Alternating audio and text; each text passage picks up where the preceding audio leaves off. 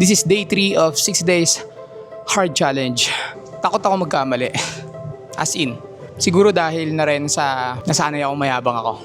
Nasanay ako na sa kwento lagi akong bida. Kaya ayaw ko na nakikita nila na nag-fail ako. May mali akong decision. At once na nakita nila yon, parang napanghihinaan ako ng loob. Which is mali. Dahil ang totoo, normal na magkamali.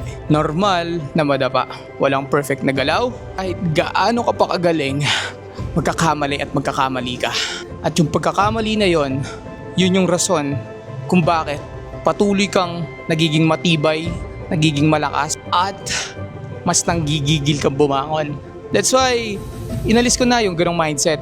Hindi siya madali. Ngayon, utay-utay ko na siya natatanggap. At totoo nga na medyo gumagaan talaga siya. Kaya ngayon, nandito ako sa harapan nyo. Sinasabi sa inyo yung mga mali kong ginagawa at patuloy ko nilalabanan. Sa totoong buhay, medyo naiilang ako na ikwento sa inyo yan.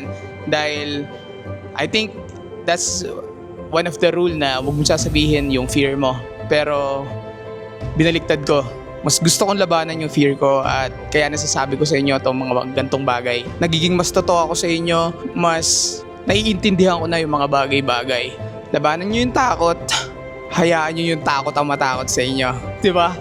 At the same time, pare, hindi naman kailangan na isang mabilisan mong malalabanan o masusolusyonan yung isang bagay. Kahit sa paunti-unting proseso, mababago yan. I think mas the best pa rin yung mabagal na nakarating ka sa dulo kesa isang mabilis na marami ka nakaligtaan at pagsisisihan mo na nakarating ka sa dulo dahil hindi mo naranasan, dahil may mga hindi ka naranasan na part. So, utay-utay lang. Step by step, small step is enough, 1% better. 1% better every day, pare, it's an achievement. So, ingat parate. Day 3 of 60 days hard challenge, done. Ay, nakatawa ko man.